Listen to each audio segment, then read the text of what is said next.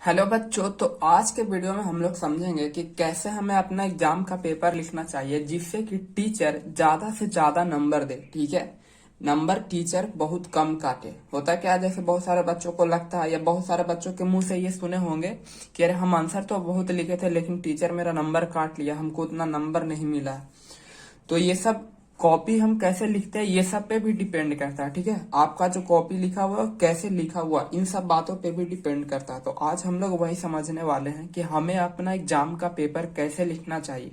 ठीक है, तो सबसे पहले समझते हैं कि जैसा आपको जो भी पेपर मिलता हो, सपोज ये आपका आंसर शीट है। ठीक है, तो इसको सबसे पहले दो भाग में ऐसे फोल्ड कर लेना। ठीक है, सबसे पहले ऐसे फोल्ड करना, ये हाफ हो गया।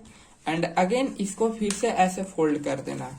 ठीक है, कितना हो गया, ये 4 इक्वल पार्ट में फोल्ड हो गया। ठीक है, अब आप देख सकते हैं कि ये ऐसा बन गया। आपको अब क्या करना, ये जो लेफ्ट मोस्ट है इसको छोड़ देना है और आपका जो टेक्स्ट एरिया हो गया ये तीनों एरिया हो गया। ठीक है, ये तीनों जो एरिया है ये आपका टेक्स्ट एरिया, इसमें आपको लिखना है और ये इधर छोड़ देना है। अब जैसे सपोज आपके सामने 3 सवाल है। ठीक है, हम आपके एग्जाम समझाने के लिए हम 3 क्वेश्चन लिखते हैं कि कैसे हम पेपर लिखेंगे। ठीक है, और क्वेश्चन का आंसर लिखने से पहले आपका जो होम पेज रहता है, ठीक है, उस पे आपको roll number, school code, school name ये सब फिलअप करना रहता है, तो वो आप फिलअप कर लेंगे। ठीक है, उसके बाद जो आंसर शीट रहता है उस पे आता है। ठीक है, जिसमें हमें आंसर लिखना होता है। ठीक है, टेक्स्ट एरिया रहता है। तो आगे बढ़ने से पहले हम आपके सामने समझाने के लिए हम 3 क्वेश्चन लेते हैं। ठीक है, हम आपको समझाने के लिए 3 बहुत ही सिंपल सा क्वेश्चन लिखे हैं। ठीक है, जिसमें 2 क्वेश्चन जो है वो मतलब साइंस से और एक क्वेश्चन मैथ से है। मतलब बोला जाए कि 2 जो क्वेश्चन है वो वैसा टाइप का क्वेश्चन है जिसमें मैथ मतलब ये मतलब एक मैथ सब्जेक्ट का आ जाता है। ठीक है, क्योंकि मैथ सब्जेक्ट को जो हम लोग का रूल रहता है उसका थोड़ा अलग रूल रहता है, और बाकी जो है वो साइंस, फिजिक्स, केमिस्ट्री ये सब के लिए है। ठीक है, एसएसटी, इंग्लिश ये सब के लिए हो गया। तो ये जो ऊपर का 2 क्वेश्चन है जैसे थे कि देख सकते हैं, सबसे पहले आपको समझना है कि जैसे ये क्वेश्चन है, अब यहाँ पे लिखा हुआ है 2, तो ये क्या होता है, क्वेश्चन के राइट साइड में जो भी 1-2 लिखा हुआ रहता है मतलब होता है कि वो क्वेश्चन उतने मार्क्स का है। ठीक है, जैसे यहाँ 2 लिखा हुआ तो इसका मतलब ये 2 मार्क्स का है। जैसे यहाँ 3 लिखा है तो इसका मतलब ये 3 मार्क्स का, और यहाँ 4 लिखा हुआ इसका मतलब ये 4 मार्क्स का। ठीक है, तो आई होप कि आपको इतना समझ में आ गया होगा, मतलब ये सब आप पहले से जानते होंगे। ठीक है, और भी क्लास में 10th 12th से पहले भी आप ये सब एग्जाम दिए होंगे तो आपको पता हो। अब जैसे ये 3 है तो ये 3 का क्वेश्चन नंबर ए और क्वेश्चन नंबर बी हो गया। ठीक है, तो अब जैसा हमारा सबसे पहला क्वेश्चन है, कह रहा है right short note on the following terms. ठीक है, अब जैसा हम जब पहला का आंसर करेंगे, ठीक है, जैसे हम क्वेश्चन नंबर जब फर्स्ट का आंसर करेंगे तो हम यहाँ पे क्या लिखेंगे, सबसे पहले हम लेफ्ट साइड किस लिए एरिया छोड़वाए थे, जैसे यहाँ पे हमको लिखना 1 का आंसर। ठीक है, ऐसे लिखेंगे 1 का आंसर यहाँ पे। अब हम किसके बारे में लिख रहे हैं, मेटल के बारे में लिख रहे हैं। ठीक है, तो जैसे अगर ये बहुत बड़ा नहीं है, आप कोशिश करें कि एक लाइन में, ठीक है, एक लाइन में ज्यादा नहीं, अगर कॉपी बहुत लंबा है तो 8 से 10 वर्ड यूज करें, और कॉपी छोटा है तो 5 से 6 वर्ड यूज करें। ठीक है, यहाँ पे अब मेटल लिख रहे हैं तो इसके नीचे थोड़ा सा ऐसे हाईलाइट कर देंगे। ठीक है, अब मेटल का जो भी डिफिनीशन है, ठीक है, मेटल के बारे में आप जो कुछ भी लिखेंगे वो आपको यहाँ पे लिख देना। कैसे लिखना है जो हम बताते हैं। जैसे यहाँ पे हम लिखेंगे मेटल के बारे में तो जैसे लिखेंगे ऐसे मेटल। अब ठीक है, अब जैसे यहाँ पे नेक्स्ट लिखेंगे तो इसमें थोड़ा सा space, metal is a solid material. ठीक है, solid metal is a solid material which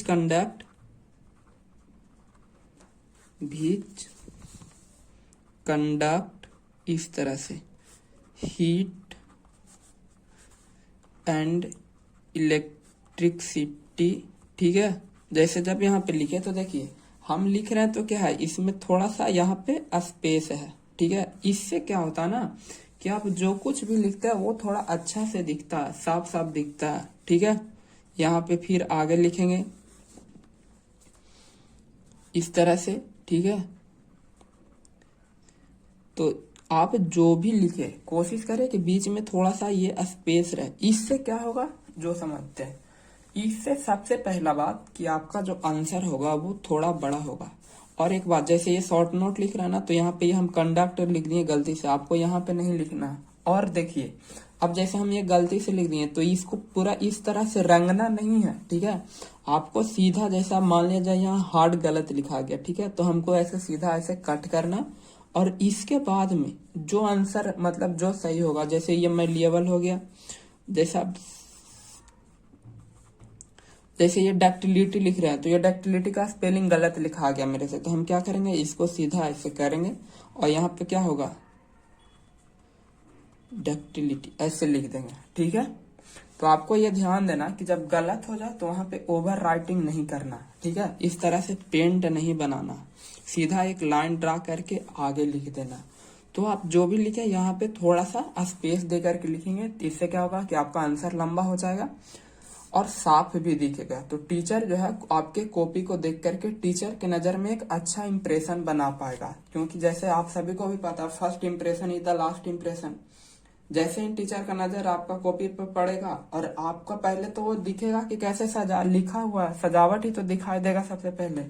और अगर देखते ही उसका मूड गर्म हो गया तो आप समझ सकते हैं कि कोई भी टीचर फिर आपको कॉपी के प्रति एक गलत इमेज बना लेगा माइंड में, ठीक है।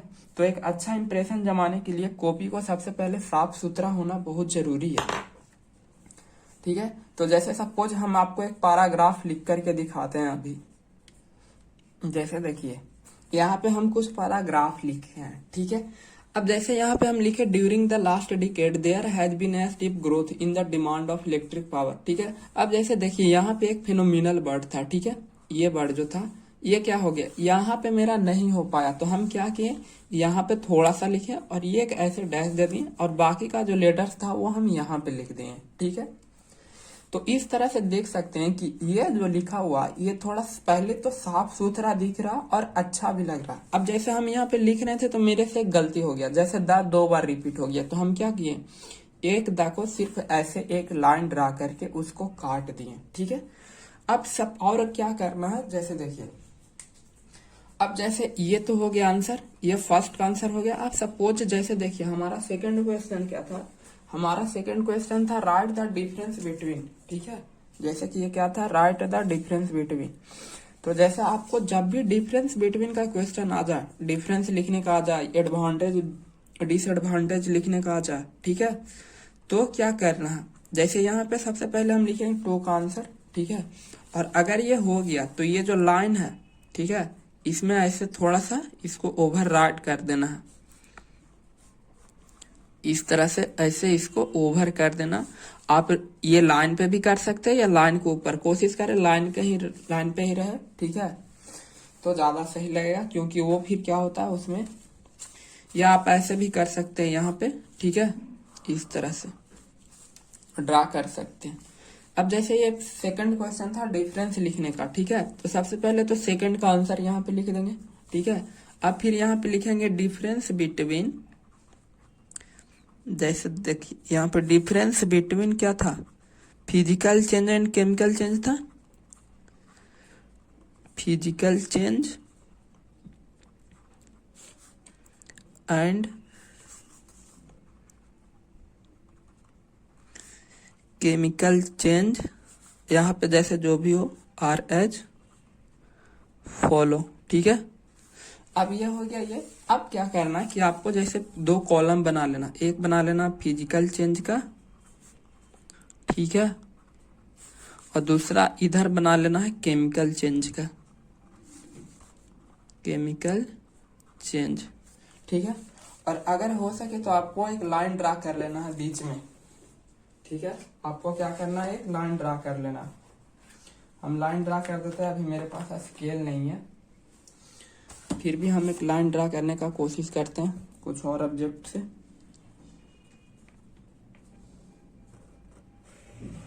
तो ये देखिए हम एक लाइन ड्रा कर ली। अब देख सकते हैं कि ये थोड़ा सा अच्छा दिख रहा है। अब जैसे हम मान लिया जाए ये 3 पॉइंट का था, ठीक है, क्वेश्चन कितने पॉइंट मार्क्स का था, 3 मार्क्स का था, तो हमको इसमें 3 पॉइंट लिख देना, ज्यादा नहीं लिखना, ठीक है। अब जैसे हम यहाँ पे एक पॉइंट लिखेंगे, ठीक है, ये यहाँ पे लिखेंगे, इसी के सामने एक यहाँ लिखेंगे। अब सपोज जैसे पहला पॉइंट लिख रहे हैं तो ये 2 लाइन में फिनिश हो गया, तो तीसरा लाइन छोड़ देंगे, फिर चौथे लाइन से हम नेक्स्ट पॉइंट लिखना शुरू करेंगे, ठीक है। इस तरह से यहाँ पे हम 3 पॉइंट इसके लिए लिख दें। ये डिफरेंस भी रह सकता, एडवांटेज डिसएडवांटेज का क्वेश्चन पूछ सकता, ठीक है। इसमें मतलब कि जब भी दो पॉइंट्स के बीच में डिफरेंस शो करने बोले, ठीक है, तो आपको इस तरह से लिख देना, और जितने मार्क्स का रहे उतना ही मार्क्स मतलब उतना पॉइंट्स लिखना, ठीक है।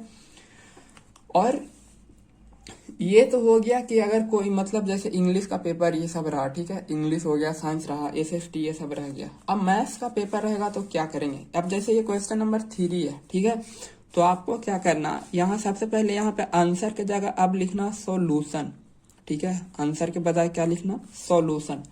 अब जैसे ये ए है, ठीक है, तो आपको यहाँ पे ए और क्या धरना, ध्यान में रखना, x square plus 4x plus 4 बराबर 0। तो जैसे देखिए ये क्वेश्चन के इधर इक्वल साइन आ गया, तो इधर आपको इक्वलिटी का साइन देना होगा जब इसको सोल्व कर रहे होंगे तो, ठीक है। प्लस 4 बराबर 0 था, x square plus 2x plus 2x plus 4 बराबर 0। सोल्व करेंगे तो x प्लस 2, फिर 2 लेंगे, x प्लस 2 बराबर 0। मतलब ये वाला सिंबल नहीं देना भूलना, ठीक है, इस तरह से। तो ये वाला जो सिंबल है ये नहीं भूलना। अगर क्वेश्चन में पहले से इक्वल अवेलेबल है तो ये जो इक्वलिटी का साइन रहता, ठीक है, ये देना आपको नहीं भूलना है। तो आई होप कि आप सभी को बहुत अच्छे से समझ में आ गया होगा कि कैसे क्या करना, ठीक है। और मैथ का जब भी, और एक चीज, जब जैसे पेपर एंड हो जाए, सपोज आपका पेपर यहाँ पे खत्म हो गया, तो इस तरह से ऐसे लाइन ड्रा कर देना, या ऐसे करके यहाँ पे एंड लिख देना है, ठीक है, या फिर ऐसे एंड लिख देना। और सपोज जैसा आप, ये फर्स्ट पेज है, ठीक है, ये मेरा फर्स्ट पेज है, यहाँ पे खत्म नहीं हुआ अभी कॉपी, तो यहाँ पीटीओ लिख देंगे, ठीक है। अब जैसे ये सेकंड पेज है, यहाँ पे भी आंसर खत्म नहीं हुआ, तो यहाँ पे पीटीओ लिख देंगे, ठीक है। तो जब इस फॉर्मेट में लिखते हैं तो ये टीचर के नजर में एक अच्छा इंप्रेशन बना पाता है। और एक बात मैं आपको बता देना चाहता हूँ, ये सीक्रेट है, ठीक है, एग्जाम का सीक्रेट। टीचर जो सबसे ज्यादा सही लिखता है उसी को बहुत ज्यादा नंबर नहीं देता, ठीक है। आपका कॉपी का कैसे लिखावट है, आपका हैंड राइटिंग, ठीक है, आप कॉपी पे लिख के आ रहे हैं तो क्या ये डेंटिंग पेंटिंग पूरा करके आ रहे हैं, या एकदम साफ सुथरा नीट एंड क्लीन लिख करके आए हैं। आप खुद समझिए, एक कोई इंसान जो है वो साफ सुथरा कपड़ा पहना हो और एक जो थोड़ा गंदा है, ठीक है, तो आप किसको ज्यादा अच्छा समझ पाएंगे। जो इंसान साफ सुथरा कपड़ा पहना है वो आपके नजर में एक अच्छा इंप्रेशन बना पाएगा, ठीक है, और आप उसको ज्यादा पसंद करेंगे, ठीक है। तो आई होप कि आप सभी को समझ में आ गया होगा कि बोर्ड के लिए पेपर कैसे लिखना। और ऐसे इंफॉर्मेशनल वीडियोज के लिए हमारे चैनल को सब्सक्राइब कर ले।